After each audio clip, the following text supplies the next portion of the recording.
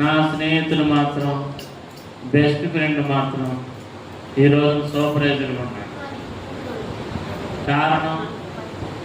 కారణం మితము కలిగిన జీవనం ఉంది. మితము కలిగిన సాధనం లేదు అతనికి. గోల్ ఉంది, సాధించాలన్న ఆలోచన ఉంది, కొట్టాలన్న తలంపు ఉంది, కానీ మితము కలిగిన జీవితం లేదు.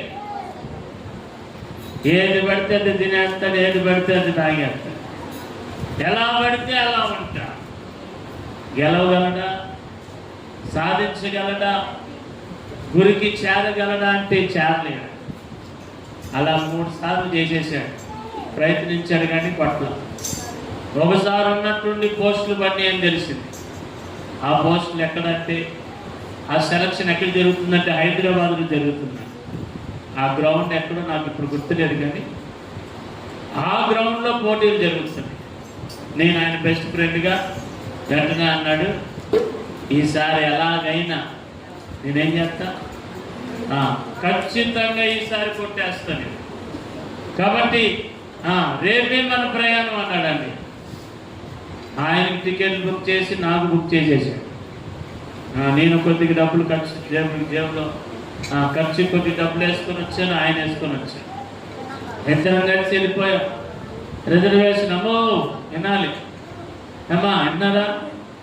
రిజర్వేషన్ అయిపోయింది. ఇద్దరం కలిసి ట్రైన్లో వెళ్ళిపోయాం, హైదరాబాద్ దిగాం. వెళ్ళేటప్పుడు చెప్పాడు, సెలక్షన్ ఈసారి కొట్టేస్తున్నానంటే, ఈసారి సాధించాను, అయిపోయినమ్మంటే ఖర్చులకు డబ్బులు ఉన్నాయి.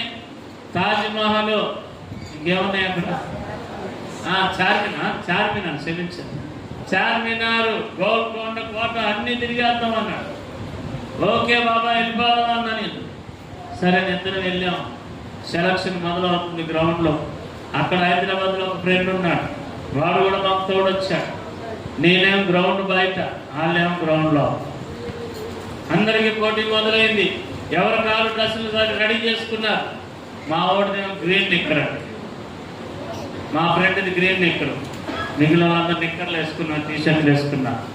అందరికీ లైన్లు అన్నీ కూడా సిద్ధపరిచారు. పోలీస్ ఆఫీసర్ రెడీ చేశారు అన్నీ కూడా.